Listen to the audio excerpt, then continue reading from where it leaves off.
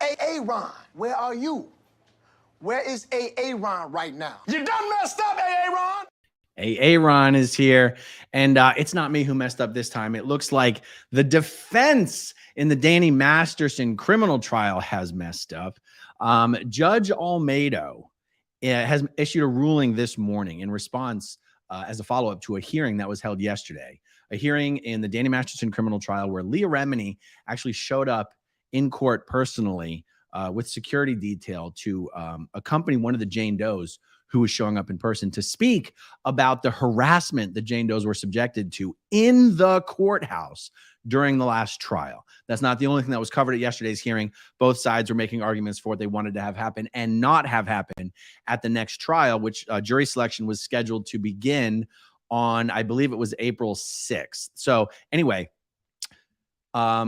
everything the victims were asking for, the prosecution was asking for, it seems like they got everything they asked. I was shocked when I finished my live stream today. It was like a 3-hour live stream that no one has actually reported on the judge's ruling yet. And so I didn't think I was going to be the first one to report this, but it does look like I am the first one to put this out. So here's the bullet points that I have for what Judge Almeida ruled. Claire Headley is going to be allowed to testify as an expert witness on Scientology in the Danny Masterson criminal trial. This is unbelievable. Claire Bear herself, wife to Cracker Licker Mark Headley. Claire is going to be allowed to testify about Scientology. Now you might wonder, like, why is someone going to testify about Scientology in the criminal trial? And my understanding, and I could be wrong, this is just my opinion, is that it has to do with certain aspects of the evidence. For example, some of the Jane Does wrote knowledge reports at the time. These are Scientology reports that Scientologists write on each other all the time. Wrote knowledge reports about having been attacked by Danny, but wrote the reports under the guidance of Julian Schwartz, the ethics officer at the Advanced Organization of Los Angeles, one of the big blue orgs on L. Ron Hubbard Way. You have to understand certain aspects of Scientology to understand why those reports that were written specifically excluded some of the more damning aspects of the attacks, or the attack in the case of one particular report. For example, one report did not include reference to a firearm. The reports also did not include the R word, because Julian specifically said you are not allowed to use that word in the report. These are some cover your butt tactics that Scientology has implemented with people who report assaults of this character. I don't know that that's specifically what Claire is going to be testifying to, but I'm using that as an example of something that affects the interpretation of evidence in this case that specifically relates to Scientology as a subject. Also, there has to do with, in the beginning, in the first trial, before the first trial, in a pre-trial hearing, Danny Masterson's previous attorney, Mesereau, I want to say Tom Mesereau, but don't quote me on that. I think it's Tom Mesereau, famous celebrity defense attorney, actually tried to contradict one of the Jane Does who said Scientologists aren't allowed to report each other to the police. Mesereau actually tried to contradict that testimony by handing her a copy of the Scientology ethics book and asking her to find where in the ethics book it said that. And at that moment, at that time, under that pressure, she was not allowed to find it, or she wasn't able to find it specifically, if my memory serves me correct. And yet, after some consultation, I think on cross-examination or whatever, I think the DA was able to actually pinpoint and get on the record the exact portion of the ethics book that says Scientologists can't report each other to the authorities. All of that was excluded from the first trial. Everything I just mentioned came up in the pre-trial hearing for the first trial, but it was excluded from the first trial. On the first trial, Claire was not allowed to testify. This is a big deal. Okay, there's much more. Okay, a new Jane Doe is going to be allowed to testify in the case. She has used her name publicly but I'm going to call her a Jane Doe. I even did a video about her during the last trial, but I'm still going to call her a Jane Doe because I believe the court is probably going to call her a Jane Doe. This is another woman who says she was assaulted by Danny Masterson in 2000. I'm using the word assaulted just because I don't want to cross YouTube's rules right now. You guys know what I'm talking about. She was assaulted in an adult manner by Danny Masterson in Canada in the year 2000.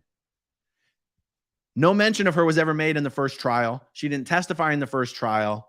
Nobody asked her to testify in the first trial. She's testifying not as a named victim, but as I think what they call a past bad acts witness, a witness that will testify.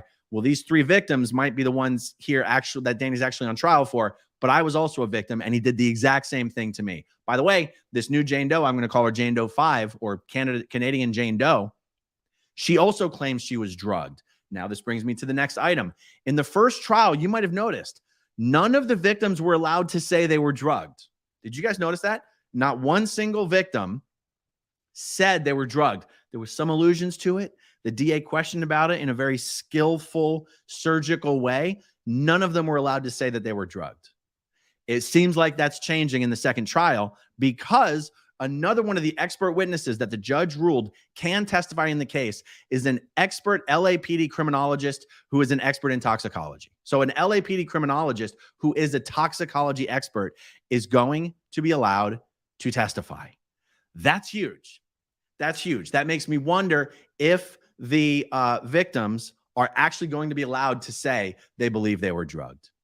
Okay, Jane Doe 4, who even since the trial occurred has publicly spoken out as being actress Trisha Vesey.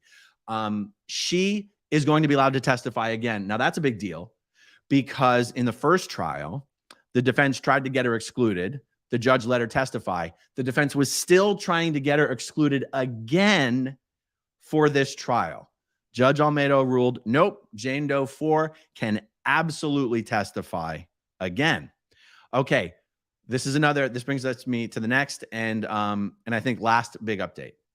Memory expert Dr. Zev, who was the memory expert used in the Harvey Weinstein case, is going to be allowed to testify on behalf of the Jane Does.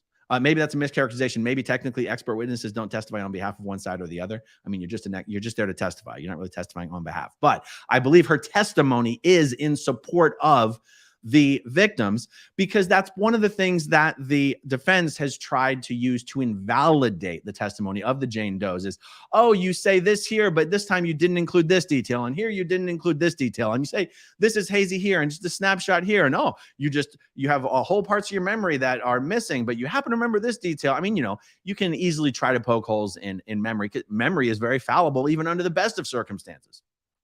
This is a memory expert. This expert did not testify in the first trial. This is an incredibly well-known and well-respected expert. So you've got a toxicology expert, a memory expert, a Scientology expert. Jane Doe 4 gets to testify again, and a new Jane Doe is allowed to testify. That's incredible.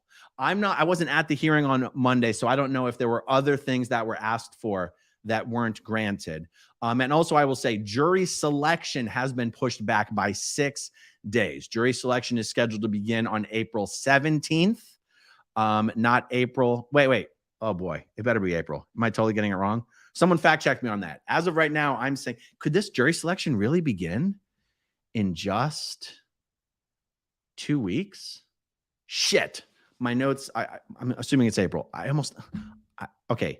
I almost want to stop and Google this right now. You guys are going to have to fact check me on this. Whatever, guys, someone Google this and put it in the comments so I can actually say this accurately. The jury selection was scheduled to begin on the 11th. It has been pushed back by 6 days to the 17th. It is my understanding that is April. I neglected to write that down in my notes. I know April is 3 days away, but April 11th isn't 3 days away. April 17th isn't 3 days away. I'm talking to the live chat, folks. So anyway, I'm sure the defense is going to be quite angry that jury selection has only been pushed back by 6 days. And I wouldn't be surprised if we see the defense ask for an emergency hearing to protest about that. But yeah, those are the developments, guys. Now, Mark and Claire are scheduled to go live on their channel, Blown for Good, in 25 minutes. So I wouldn't be surprised if they say something about this. I also imagine that there's not too much that they can say. Okay, yeah, so someone here in the chat did just say, let me find it. Here we go. Loveless. April 11th is the start of the trial. Okay, so April 11th, it has been pushed back to April 17th. That was in the judge's ruling today. Again, I still don't believe that's been reported anywhere, but as people start to report it, you will see. I also don't have a physical copy of the judge's ruling. I'm hoping that once I get a physical copy, there's a bunch of other details that we can discuss. But those are the highlights. And this is a huge deal, guys. This is a huge deal. I think after the first trial, after Masterson's first trial, I think there were people really wondering, my goodness, if they couldn't come to a unanimous verdict, if the jurors couldn't come to a unanimous verdict after the information that was presented in this trial, how could the result possibly be different or, the second time? I think based on this ruling, we can see how the result could be different a second time. 100%. Okay, some comments here. Dave Owens, massive precedent, opens the door for others. Absolutely. Old Nan, thank you for the super sticker there. Sandy B, please like this live stream. Yeah, guys, we got 1,500 people watching. If you're watching, please hit that like button. It'll send out the notification to all the others who aren't getting their notifications. So that would be appreciated. Stephanie Singer, thank you for all that you do. Well, it's my pleasure, Stephanie. Thank you for watching. Hopper, I'd like to see your happy dance, please. Oh, you don't want to see me dance. When Danny gets convicted, I'll do a happy dance. I'll have some nice peanut butter, banana flavored whiskey on hand, and I'll get up. I'll do a little happy dance when Danny is convicted. All right, everybody, this isn't intended to be a long stream, just a big, important stream. And actually, I was just reminded of a new item, but I'm going to save that for later. I'm going to save it for when I get my hands on the physical object and the physical ruling, and we'll do a little update, even if it's tomorrow. All right, everybody.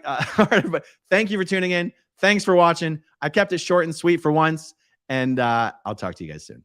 Okay, if you want to see my rock and roll songs, click right on this guitar. And if you want to see a different one of my videos,